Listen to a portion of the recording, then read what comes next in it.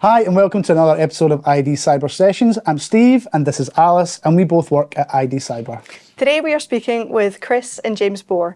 Bohr's is a family business which was founded by you, Chris, and your wife Sarah in 1988, 35 years ago, and has more recently been taken over by James.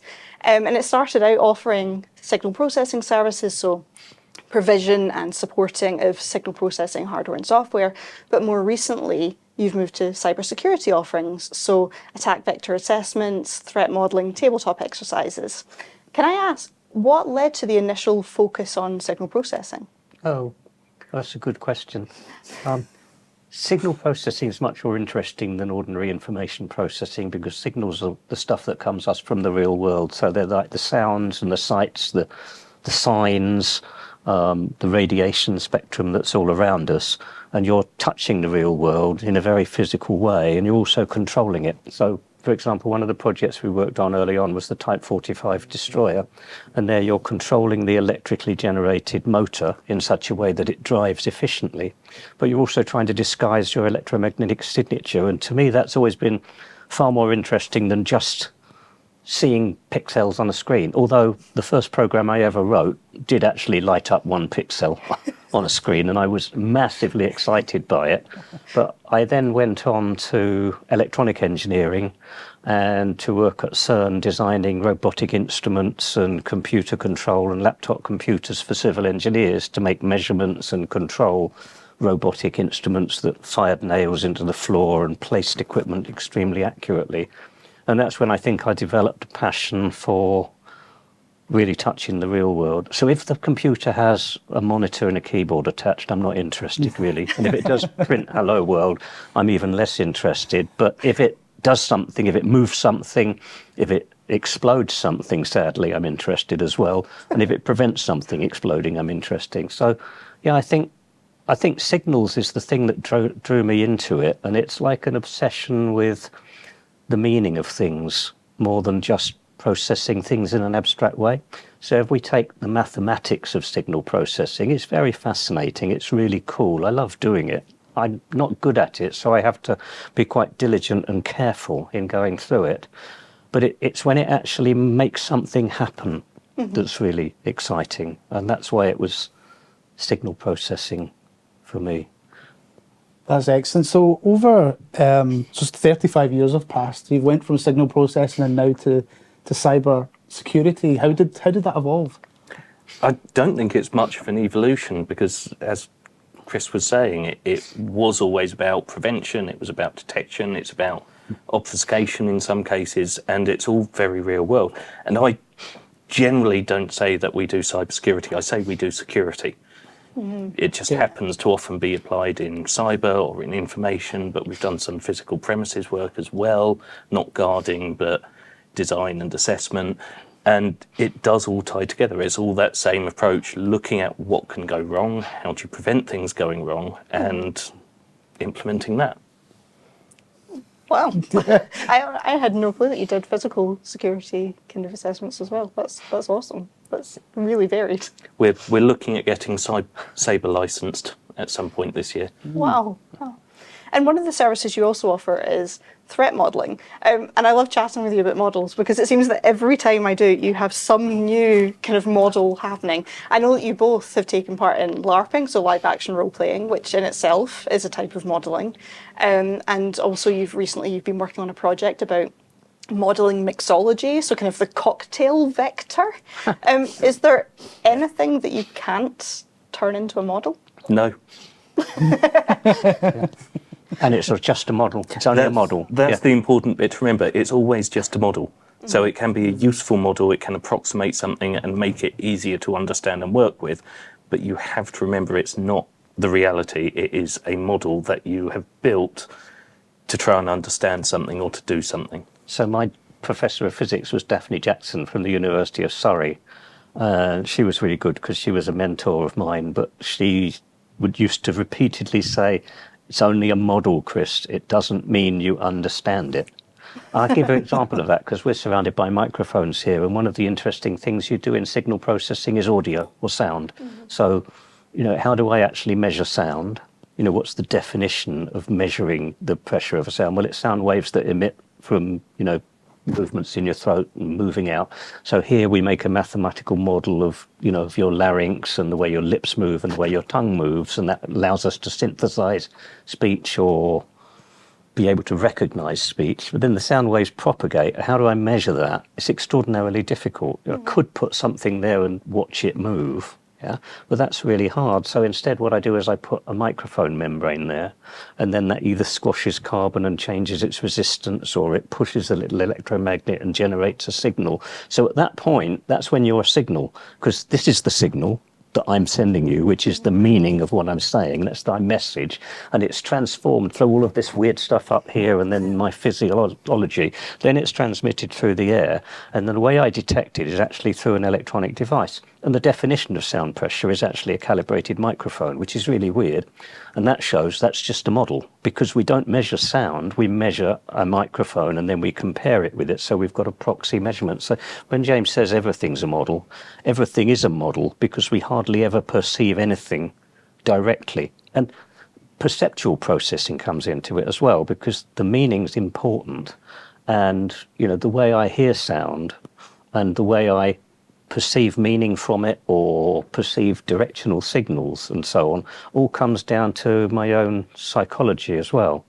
So if I want to compress music and make it sound good, I'm going to have a perceptual model of how you perceive the music. Ideally, I'd have one that's adapted to you and another one that's adapted to me according to my preferences and how my own physiology works. But that makes it really a very fascinating field. And I suppose that's what locks me into it, because I'm always thinking, yeah, okay, my favourite moment is when I think I don't understand this. And it's best of all when you are a real expert on it and everyone says, people say to me, there's a thing called a Fourier transform. And people say, Chris is like the god of Fourier transforms. And that's right, I can write them, I can do them and so on. But I love the moment when I think, I don't understand this. My fellow PhD student, we were working on the development of what became MRI, and Fourier transforms were a large part of that. And Dave opened this book, a textbook called Brigham, and he showed me this diagram of like a helix going like that. And I remember it years ago in the 1980s, this would have been. And he said, look at that. That really explains it all, doesn't it? And I looked at it and I was like, okay. And we moved on from it. And 30 years later, I happened to open that book and I looked at that thing and I thought, blimey, that explains it all. And it had literally taken me all those years to understand that it wasn't like an abstract thing I was dealing with. I could write the equations, I could do all that. I could draw two-dimensional models. But I suddenly realized that over the years, I'd worked on so many domains of signals, of radio and things that rotate and whirl around and so on, that it suddenly occurred to me that, yes, that transform is actually something rotating in space, moving in time and tracing out a path. And that's where we come to the mixology, isn't it? Yes. Because everything's a model. That's a model that's very simplified. It's simplified because it uses maths that we can solve. So I break down the problem into smaller problems that I can solve, and then I hope I can add them all together and get approximately the complex problem that I can't. And when you're doing that, you're building models, but a lot of them are based on sort of spatial reasoning or the way people think.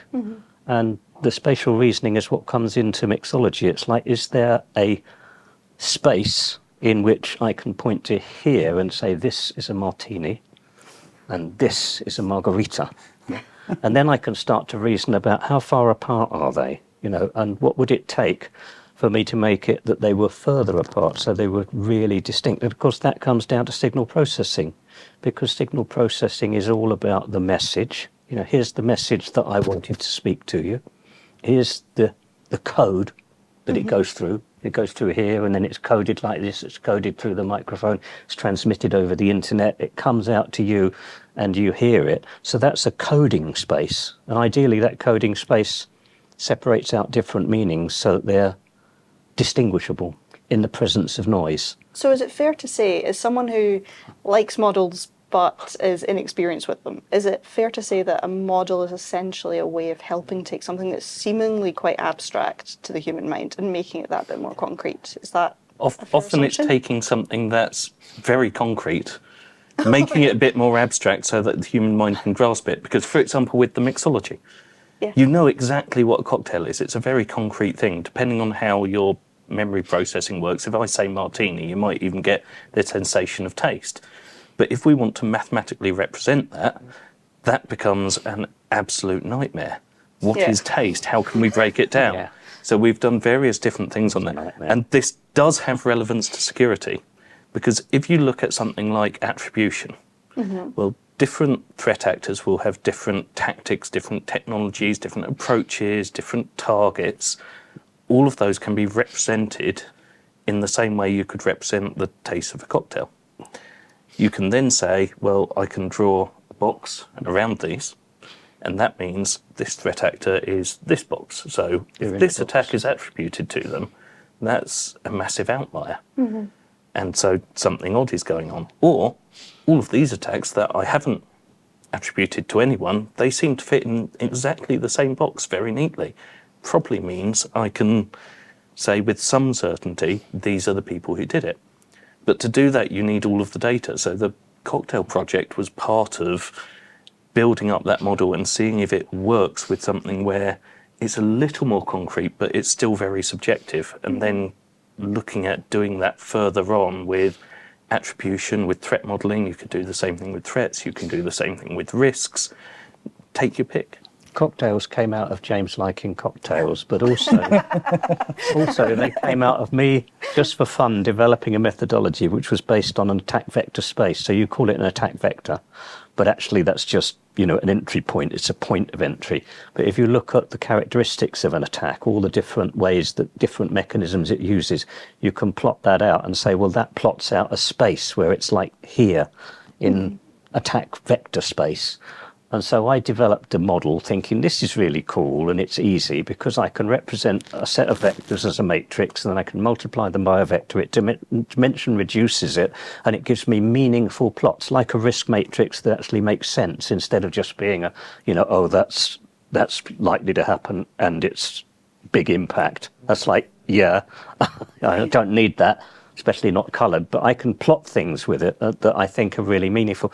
And part of it came out of me going around all these conferences and talking to people about it and writing a paper about it and noting that everyone in cybersecurity it was like I was Dave going, look, this explains it all. And they were like, oh, yeah. So maybe in 20 years' time, we'll get there. Other industries use it all the time. I'm not inventing anything new. If you go to logistics, shipping containers, they just do this. Yeah. Cybersecurity, we don't, because we shirk away from numbers and maths and so on. And so I think it was sort of happenstance, wasn't it? You wanted to do the cocktails anyway. And then we thought, yes, well, if we can say, look, I can classify cocktails according to placing them in a vector. No, it started It with makes sense of it. started with the attack vectors. Did it? Because we were talking Did we about have a attack cocktail over vectors, them? and you got very angry with the fact that they were called attack vectors, and it was called I a risk did, didn't I? matrix Yes. when they weren't vectors. I went but it into wasn't a a rage. matrix. Oh, that's right. The risk matrix. Guys, a risk matrix is not a matrix. It's just a table, right? Yeah. It is not a matrix. You can't rotate it and multiply it. So let's... Speaking of tables, before this goes, Tables, massively off. actually. I'm going to quickly transition to tabletop exercises, problem solving, risk, all that side of things. Do you want to just give a brief overview of what a tabletop exercise is and why businesses would want to do them? So people who sell very expensive instant response training are going to be very angry at this. Tabletop exercise is a game. It's just a game. It's the same as a LARP. It's the same as Monopoly or something else.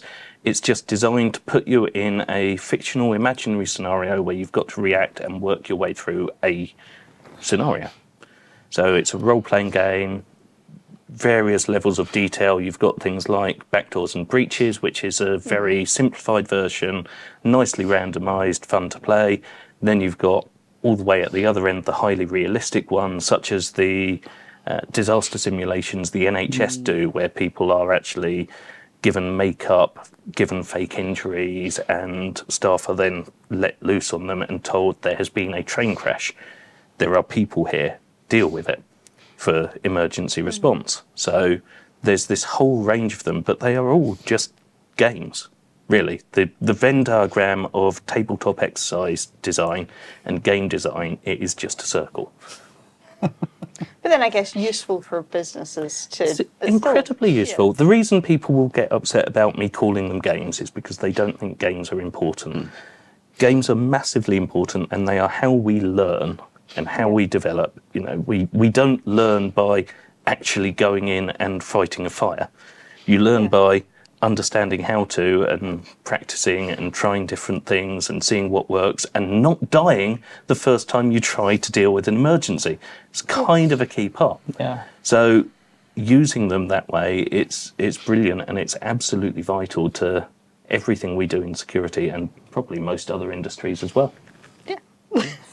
And play is really important, isn't it? I mean, there's a quote, isn't there?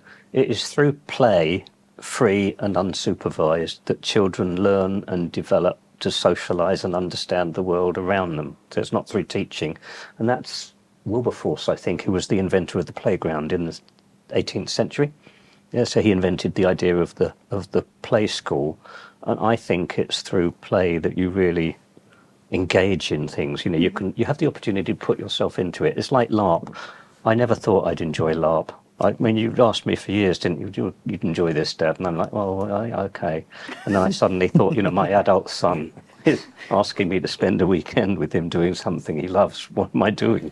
Dreadful father.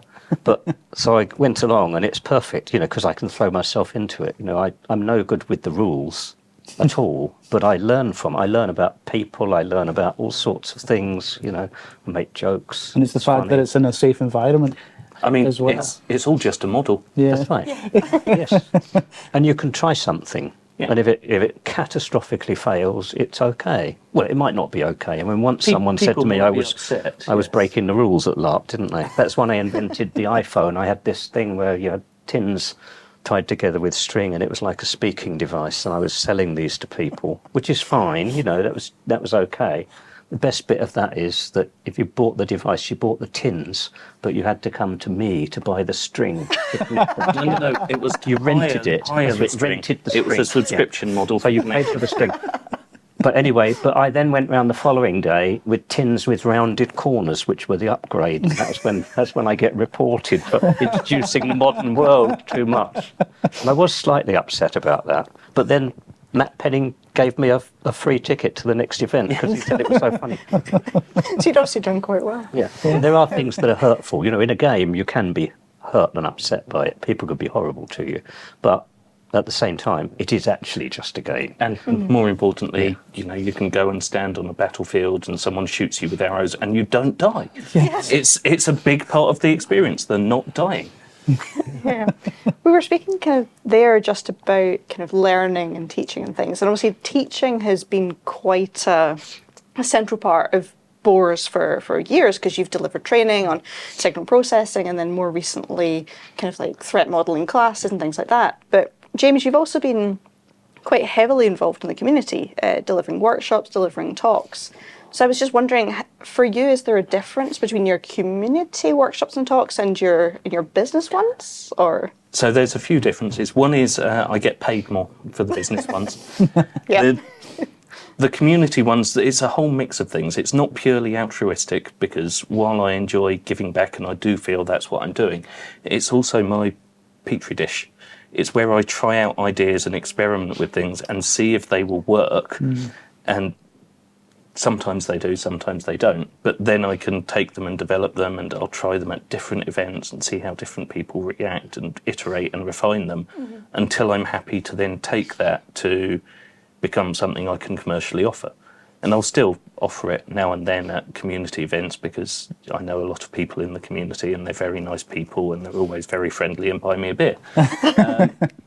But it is mainly that opportunity to test things in a nice, safe environment where expectations are not that someone has paid me thousands of pounds to deliver this, so if it doesn't work, they're not going to be furious at me. You're essentially simulating and modelling the workshop. I am modelling the commercial workshops in a safe, non-commercial environment where the audience is supportive and enthusiastic. And by yourself. Yeah, by your beer, very important. And you deliver workshops and you give talks. Is there one that you prefer over the other? Not really. The talks are because I like to go up on stage and talk. It's my version of skydiving. It is an extreme sport. For anyone watching this, public speaking is an extreme sport. You've got all the same sensations. You've got the same risk of hitting the ground at a splat. But I do really enjoy talking and giving talks at events. The workshops are probably more fulfilling. I feel there's more impact and effect that comes out of them. There's more change that comes out of them because it's much easier when you've got people for longer and you've got a defined thing they're trying to do. Whereas with a talk, I am still aiming to make a change, but it's much harder to tell if in the 10, 15, half an hour, if that's happened. Yeah, results are much less tangible. Talking about the workshops, Chris, yourself, you did James's workshop, I believe it. I wasn't able to go to B-Sides Newcastle, but I believe you took the workshop. Can you tell me about your experience and what you got out of it? It's very interesting because I call James the boss now. Someone wrote to me once, didn't they, complaining about you thinking I was the boss, and I said I'll get in touch with the boss, and the boss was okay with it. Quite funny. But it's interesting in a way. I suppose what's interesting is there was absolutely no problem for me in being taught by my son, which is, I don't know, that to me that just seems like normal, but I know that it may not be. In actual fact, it was lightning talks, and it was interesting because you had to go there with an idea without it being fully sketched out, and then develop it. And James has a particular way of developing it that's based on slides and a presentation, but also there's a call for action at the end of it, which you sort of referred to a little bit there, didn't you, with the tabletops? You're trying to effect change. By the way, you sold yourself a bit short on the community talks, because I think James wants to change the world, and I think so do I, and that's because my mum wanted to change the world, and so it's sort of come down through the family. It's like, my mum changes the world by engaging in politics. I've avoided that because it made life horrendous, but because they always lost. I mean, you say you've avoided politics, but I saw your lightning talk at B-Sides Newcastle. That wasn't political. There was a political call at the end, I feel. Was there? Yes, so... We need to sack the local authorities, get rid of people, the government. Yeah, I suppose that's not politics. That's more, I think that's just a profound, righteous anger. I think it's a profound understanding of the universal truth that government is toxic and we need as little of it as possible. Something like that, isn't it? I mean, yeah, that was an interesting talk. But the thing that I found was having the structure to it is something I'm no longer used to, because I've talked so much that I just talk and that's it. So I don't usually use slides or have a structure. I've just got something that's been buzzing around in my head for the last 5 years, and then it spews out. But the call for action at the end is really interesting, because I don't do that. What I've always done, so halfway through my career, there was a transition from the idea that you taught people into the idea that you help people learn. Yeah. So people would say to me, what are your learning goals? And my true answer to that then and now is, I don't have learning goals. I have this stuff up here and I'm going to teach it to you. Yeah. So I'm a really good teacher, but I'm not good at helping people learn. I'm learning it now in my new career, but I think I don't have a sort of reason for doing it. The reason I wanted to do that is because it's sort of bubbling around inside, and I just want to say it, all the time. And I found the lightning talk was more frightening. Yeah, I'm always nervous before I speak at all, but I was more nervous because of the fact I had a short time and a structure to it. And I also failed big time with the call for action, because I was supposed to take the questions, wasn't I? And then do the call for action, because the call for action is like my big finish to it. But I didn't. I did my call for action first and then said any questions, which defuses the entire thing. And you're probably referring to my call for action, whatever it was, which is go out there and sort out this horrendous mess of information security in childcare, because these are the most precious assets we've got. they're the most surveilled people on the planet. All that stuff is being stored and archived for years, and it's going to be a disaster if we don't actually do it properly. Yeah. So to give some context to that, because you actually, when you retired from Boars, you retrained as an early years practitioner. Yeah, which I is am when retraining yes, as we speak. Yes. Yes. Which is amazing, and it just kind of, I think, epitomises your lifelong love of teaching, basically. But yeah, your talk at B6 Newcastle was very much about issues with information security in the early years context, and that was the call to action that you just kind of Yes. referred to there. So I wondered if you wanted to, for those who weren't there, just kind of give the kind of context around the issues that you've uncovered. Yeah, I actually always wanted to be a teacher. From when I first wanted to be an astronaut, and then I wanted to be a pilot. The Air Force wouldn't take me because I don't have good enough eyesight. So I said I would be a navigator, and they rejected me because they said I had no personality or leadership skills. And so then I thought I wanted to be a teacher. And the reason I wanted to be a teacher is because I thought I was really bad at maths. And I thought also that slowly I understood it really well. And in my arrogance, I think I believed I was taught it wrong. I think that's true. So that was what I wanted to do, was go through a physics degree in order to teach by having a more in-depth understanding of what it would mean to someone much younger learning it. Yeah, but I was diverted by my favourite professor, Daphne Jackson, because I got in touch with her really by leading the student occupation of Senate in protest against the introduction of tuition fees. Tuition fees for overseas students. Can you imagine? There was a world once where we thought education should be a right and free of charge to all who qualified. It's gone. Anyway, we occupied the Senate while Senate was in session, and we had a sort of standoff where I was doing a lot of shouting, and the following day I was invited to meet Daphne in her office, and she was lovely because she wasn't angry or anything. She was just deeply puzzled, and she said, "Can either of you explain to me why that entire occupation seemed to be led by physics students?" Physics students just don't do that. And that's when you get a mentor. And I think she was then interested. So I did my final year project with her on particle physics. And she was the one who stopped me being a teacher, because when I finished my degree, near the end of it, she said, "What do you intend to do?" And I said, "I want to be a teacher, and I want to teach physics." And she said, "That's a dreadful waste of talent. I've arranged a PhD."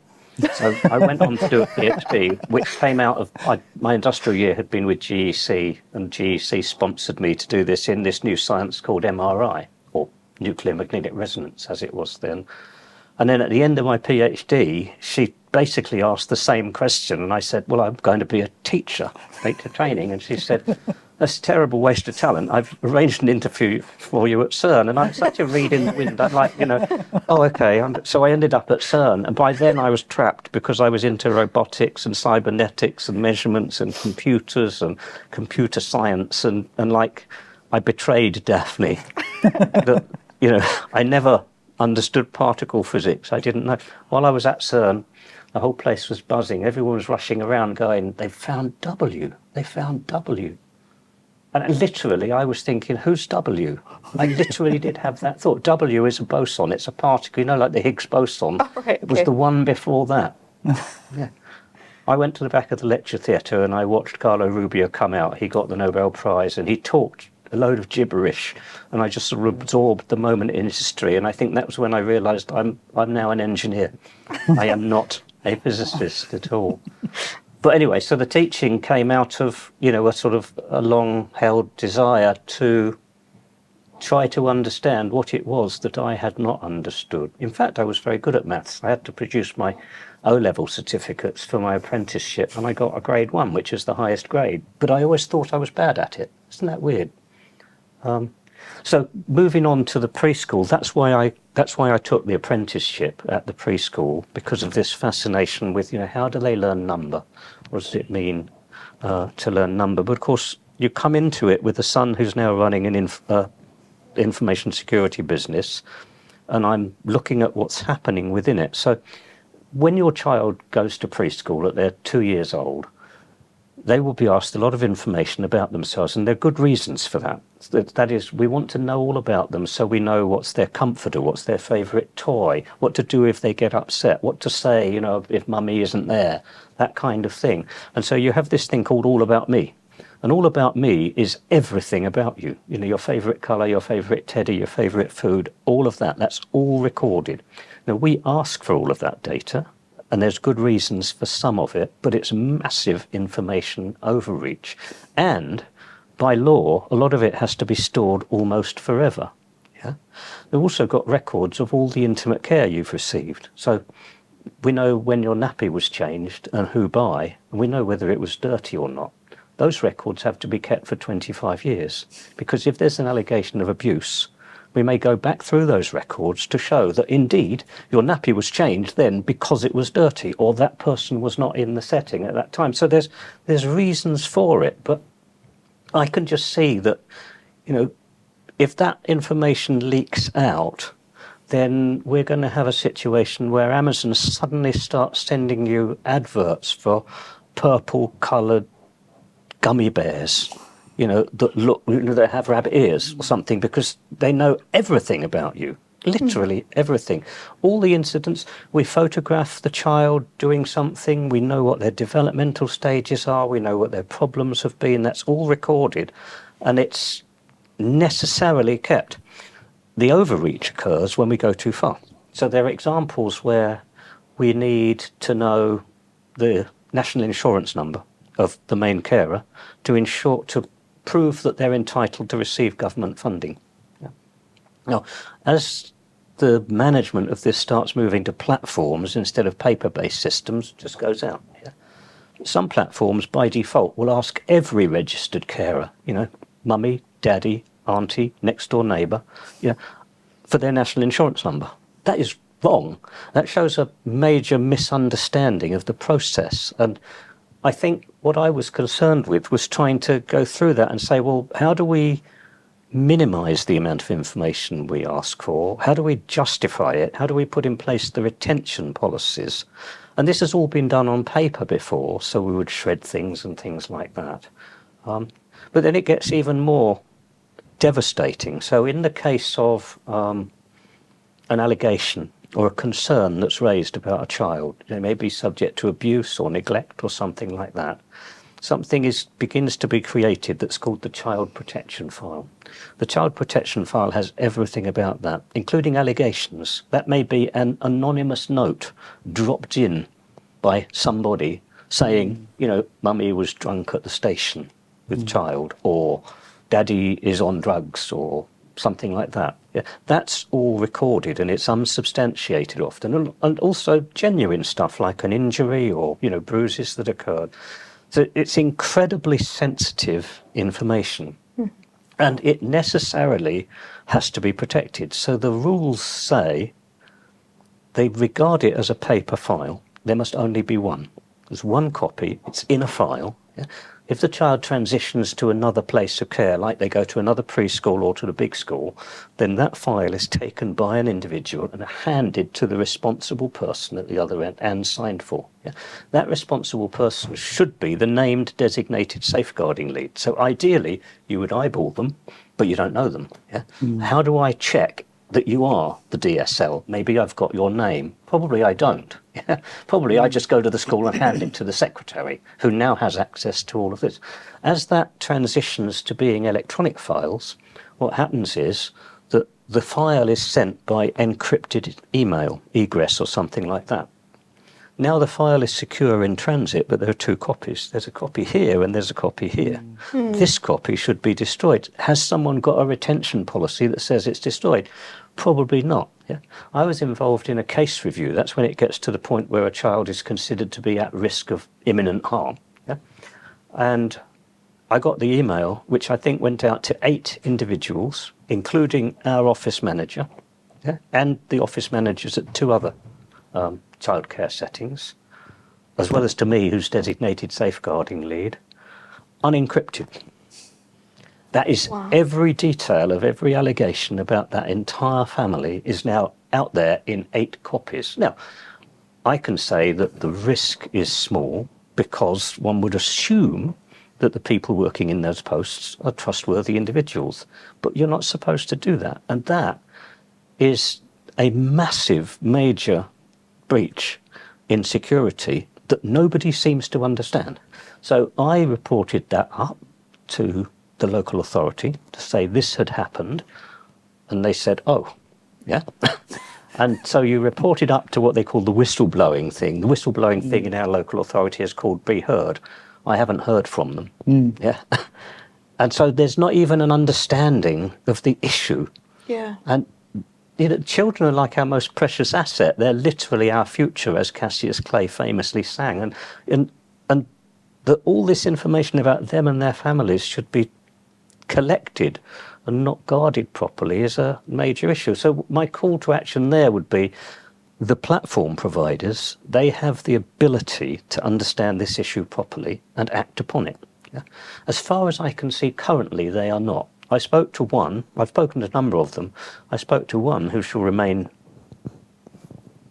unnamed to protect the guilty, and their representative said to me that they fully understood the issue, but there was no pressure to resolve it, and therefore there was no commercial argument to take the necessary action. Also, I believe they overestimate what is needed. It's not rocket science. It's actually quite simple. It's just a matter of minimizing the information you collect on the All About Me. It's a matter of providing a way that files are transferred securely in such a way that only one copy exists, that if I send an email with an unencrypted child review file, child protection file, probably a dancing paperclip pops up and says, oh, I see you're sending out the most sensitive possible information you could have on an entire family. Maybe you'd like to reconsider that. Yeah. And these are not actually technically difficult things to do. And that's why I get cross about it, because it's like, it isn't hard, but nobody's listening. And I don't think they are. I don't think they're evil people. They are technical people who think, oh, it's a technical issue, it would be difficult. They don't understand the import of it because they're not thinking, these are children, this is real family details. They're sort of in this bubble that we're becoming in information security, which thinks that it's all about hacking and pen testing and technical controls and compliance, but it's not. It's about thinking, does this matter? Yeah, I could comply, probably. I might get a non-conformance for sending out a child protection file to a random person on the internet. I shouldn't. I should probably be locked up. Yeah. But, end of rant, sorry. You were talking, obviously, about young people and families. Obviously, Boars, you've grown up as a family business. So have you had a balance, obviously, that work-life balance? So I really dislike the idea of work-life balance, not because I think everyone should be working all the time, but I've never really, aside from when I was doing 9 to 5, which is awful, no one should have to do that, I've never really had work-life balance. It's always been a blend. I've worked when I've needed to, I've relaxed when I've been able to. Sometimes there's crossover between the two, like when I sit down and we work out how to model mixology recipes in multi-dimensional information spaces and parallel that to threat modeling and risk management. Is that work? Is that fun? Is that... I realise it might be a strange definition of fun, but running tabletops, it's something I actively enjoy. So yes, it's work because I'm putting work into it, I'm putting effort into it, and it does take energy, but equally I enjoy it.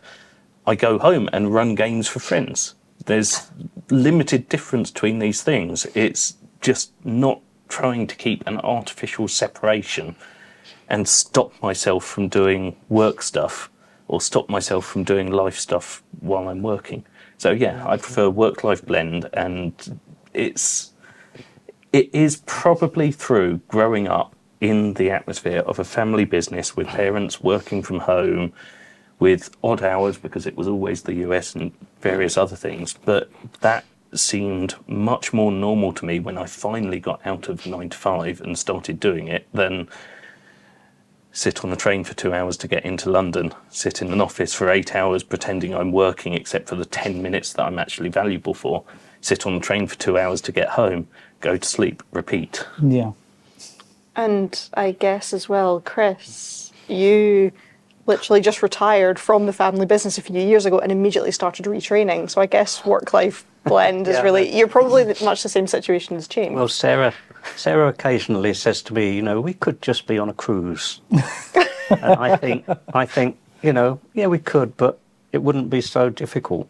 And so, that's just like, I've always wanted to go on a cruise because I went on the Navassa cruise as a child and it was fascinating. But cruises now aren't about listening to a lecture about an amazing place and then getting a guided tour to it by someone who really knew about it. But they're about sort of eating and drinking and swanning about, and it doesn't really appeal anyway. But we did have a year of me being fully retired because I retired the year before COVID by accident, and then I had a year of COVID, which is like completely retired, and it was good. I did an awful lot of gardening. It hasn't lasted, and it wasn't really that I was bored or missed things, but I just found myself, enjoying doing what I'd always done. And I think that's what happened, really. I was obsessed. Sarah supported that. So I built my first computer in the 1970s. It was a gift from Sarah shortly after we got married. And it was a kit, so you had to solder it all together. And I couldn't afford a keyboard, so we had a hexadecimal coding pad for it, yeah? And in those days, people would print listings in computer magazines, and you could then type them in. So Sarah used to sit there reading out hexadecimal numbers while I typed them in. And that's why I know that I married the right person, because that is absolutely ideal. And I think that sort of sets the tone, if you like, for the relationship, because you talked about us doing training. We didn't set out to be a training company. We set out to sell and support a very modern then type of hardware called floating point embedded DSP hardware. So it was really cheap, floating point. And everyone said it was too expensive, it would never work. But we spotted that, yes, it would. Yeah. And so what we found was that people we were selling to would buy these things, but then not really understand how they could use them in their business. So the training came about as like a sales tool, really. It was to say, if I train you to use this, then you will use it. And then that training sort of morphed because companies like Philips and Samsung and Yamaha and so on started to employ us to train their customers in using their technology. That's how I started to learn about the advanced technology that chip manufacturers would come and say, could you do a course on this? And my whole personality is, yes, I can. Sarah pops up and says, are they paying for it and how much? Sometimes they would say, how much do you charge? And I'd say, I have no idea. Ask Sarah, because it never was occurred to me. I just love doing it. But so that was how the training sort of occurred. It was by accident that it came in, but it becomes very interesting because you're helping people to develop, you're learning about the technology from other people, and I think that's always been with me, that I always was interested in that. Sarah was always a part of it too. So we'd walk into Woking from our home, which is like half an hour, and we'd be discussing the intricacies of a memory cache architecture or a very long instruction word processor, or was it better to have more cores or a bigger, faster core, and so on. We were both completely fully engaged in it. Sarah more as a sort of, this is interesting because Chris is interested in it. But it was, so she knows everything there is to know about these things. And she did what I'm doing with you tomorrow. We're doing a joint talk tomorrow where I'm operating the computer and James is talking. And that's what Sarah used to do. She was on keyboards because I would say, now we're going to do this. And Sarah would do some amazing transformation that would appear on the screen. So she was always a keyboard warrior. And I think it was always a part of our lives because we shared that joint interest, not because she was fascinated by the technology, but because we had a sort of dynamism. It was a common point. Like James says, we were always talking about it, weren't we? It wasn't always just the technology. It might have been about how... No, there were conversations round the dinner table. There was that time, there was the whole court case going on where I learned far too much about patents and intellectual property law. That was fun. That was family conversation because we all enjoyed it and engaged and got involved. Yeah, and you found it funny when I came home and said that Nancy was keeping all the emails in momentum data systems, printing them all out and keeping them in a folder so she could refer to them. So, there were sort of little spin-off details like that are like fun things about. Now, when I think about it, I think that goes back to my time at CERN, because when you're at university, if you're in a really good group, you talk about it. You're in the coffee room and you're like, what is the meaning of life, the universe and everything? And that's what, that's sort of deep. You don't say, how was your holiday? So you have that, but it's only with your fellow students. Yeah? When you're at work, you might have those things, but only with your colleagues. When I was doing my PhD, it was in the coffee room with fellow students. But then CERN was quite unique because at that time, it was a completely open environment. And so families would come in. They'd welcome them to come in. You want to go down the tunnel and see it being built? Yeah, fine. As long as the tunnelling machine is turned off, you can bring your baby son and he can see it. And the restaurant was full of children and families. Sarah could come in any time. She'd wander into the office, have a chat with everybody, wander out again. So she knew everything about the environment. And if we sat at the table in the cafeteria, someone you'd never met before would probably come along and say, what do you think about W? Or, you'd talk about, is the new laser theodolite actually going to work any better than the mechanical ones? And the conversations were deep by obsessed people who were totally into it. It was everything in their lives, and so were the families. So we'd have dinner with my colleagues, and their wives would know what they were doing, and they'd seen what they were doing. Because it was like if you brought your whole family in here every day and they just saw it and said, can I have a go, Dad, or can I go on that thing? And so I think that sort of permeated through it, and it perpetuated my student days, I think, so that talking about work just became a part of it all the way through. I wasn't just complaining about the boss. I was like, this happened, that happened, everything happened, that was difficult, and then people would feed ideas in. James was exposed to that from birth. So essentially, like, work is your life, but not in an unhealthy Not way. in an obsessive, I've got to work every hour that comes. It's just natural to not even switch in and out of work mode. It just is. Just intertwined sort of thing. Yeah. It's a blend. It's a blend. Exactly. Yeah, we do talk about other stuff, don't we? We have a good laugh. I was trying to think of an example. We talk about loads of other fun stuff. Yeah. Here's an off-topic question. Any books or podcasts or anything that you would recommend? They don't necessarily have to be security related. Just anything that you'd recommend. So you've got Yeah. a couple of books out. Yeah, but those are written by me. We'll come to those in a moment. But you're allowed to do the can't books. recommend my own. I've not written a book. Oh, aren't so- we recommending books that other people have written? Oh, Oh, in terms of recommending, big one that I always recommend to people is called The Goal, and people have read The Phoenix Project. The Phoenix Project was based on The Goal. The problem is the Phoenix Project is all about computers and it's all about IT. The Goal is the original version, and that's all about manufacturing.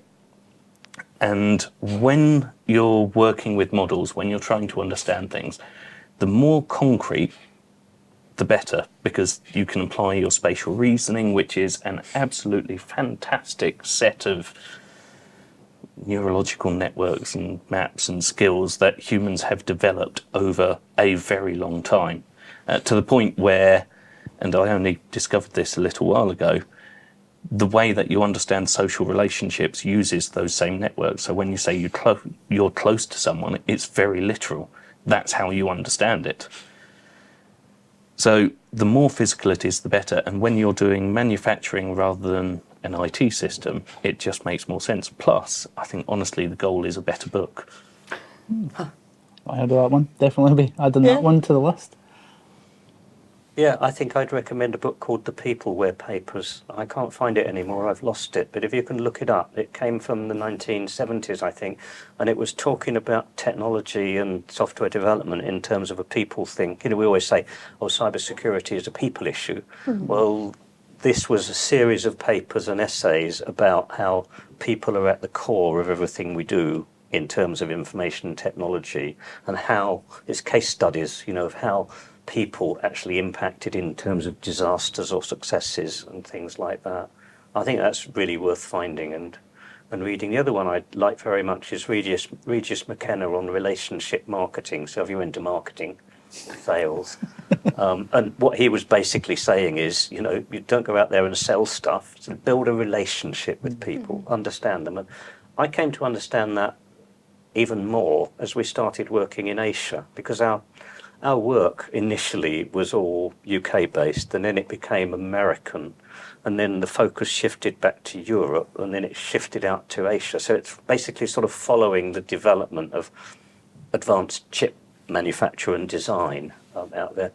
But in Asia, I was told that to expect that I would have many meetings with Japanese people, for example, that would go absolutely nowhere, where they would ask, where did you go on holiday? Was it nice? All the small talk that I don't do. And it would go nowhere. And then they said, just wait. And eventually they'll say, right, so are we going to sign this contract or not? And the reason they told me is that they're developing a relationship. So do I trust you? Do I like you? Can I get on with you? Could we work? Is this relationship going to stand the test of time? Are we a family business that's going to be here in 35 years? Or are we Marconi that's a flash in the pan and gone? Well, they are gone now, but, disappear. The big corporates collapse and are gone. So that idea of the relationship's quite interesting. And because I was working often then in conjunction with American colleagues, no offence to any Americans out there, but they do have a certain brashness. And you could see how you could fail at that, because they were like, okay, what is the agenda for this? What are the outcomes? What do we expect? What's our deadlines? And you could almost see the mask of inscrutability go across like that. And Relationship Marketing was a seminal book because it prepared me for that, in the idea that, no, I'm just building a relationship with you. And eventually we might do business. I certainly hope so. If I'm desperate for the money, if I haven't had anything for 6 months, I really want a relationship that's productive. But really, it is the relationship, and relationships are what I prize more than anything else. I mean, my talk tomorrow is about students and how undervalued they are, and how difficult it is for them to find employment as new entrants to the market. And some of my good relationships have been with students, both industry retraining, but also later with master's students at university who I was teaching. I love the fact that I see them pop up on LinkedIn, and they're, the program director at some major chip manufacturer, or, one group of them in the days when Facebook was a thing. Yeah, I'd had 4 students at the same university, and then I saw these pictures pop up, and they were all in a car, and there were pictures of them standing by the car. They were travelling all the way from Germany up to Norway to look at the northern lights. And I'm like a spectator. These are my students. And then later on, 2 of them, a man and a woman, there's a picture of them getting married. But that's really meaningful. I absolutely adore that. That kind of relationship is what I enjoyed most with my customers as well, because you got to know each other through the training, but also through the, even through the small contacts you had. And it's an extremely meaningful thing. So I'd recommend that book. From my own, my best-selling book is called Slow Running. And it's a book that I wrote because shortly after the Olympics, Sky sponsored people to learn to lead cycle rides, to encourage people to get out there cycling. And Sarah and I both qualified as cycle ride leaders, which was great fun. And then that sort of died because Surrey was full of people, middle-aged men in lycra fill the Surrey roads and have heart attacks. And so they were trying to slow them down. So the rides became, leading testosterone-fueled people going vroom, vroom behind you, trying to slow them down. It was not the same as having grannies cycling along for a picnic. So I re-qualified as a run leader because Active Surrey invited me to, and you had to choose a theme, because to qualify for the training you had to have set up a run group and then have a theme for it. And the person who was training us, she explained to us that the reason they were setting up these groups is because running, like cycling, has a very high destruction rate. 20% of amateur runners will injure themselves every year in such a way that they can't run for at least 6 months. And so they were trying to minimize that. And one of the things was slow down. When you get to a hill, don't go, I'll race you to the top. Go, we could walk this one. And she had this technique called slow running. She said people are embarrassed about running because they think they look like they're not running. So she taught people to run as slowly as you possibly could while still looking as though you were running. And I stole that as slow running as the theme for my run group. So my running group, when I set it up, was we're going to run slow. All the men left, and I was left with 5 women who are still members, 10 years later. Oh, wow. And they're all the best of friends, and I'm the only man in the group. But, you build a friendship group there. We do sometimes run, but we do a lot of walking, and we spend a lot of time over coffee. And so I started to write this down as activities for the group, and then I started to write it down in this book, and it was called Slow Running. It was just for a laugh, really. But I published it on Amazon, and it went to the bestseller list in its category of running. And it's still, I think it still earns me about £25 a month in royalties. It pays for my coffees, and I do like it. But the thing about it is that that's the book where people say this changed my life. Because people were dispirited, and they learned that they had permission to slow down. I did do some books on signal processing, the art of DSP, the art of image processing. I think they're good. But it's slow running that's taken. They're not learning books. They're books you would read. They're supposed to just read it and think, that's a fascinating field. So they're not really in the textbook category. But slow running was a good one. Excellent recommendations. We're definitely going to add that one to my list. So that's all the time we've got today. I just want to thank James and Chris for coming along. And if you want to know what we do at ID Cyber Solutions, you can get us at idcybersolutions.com. We'll see you next time. Bye-bye.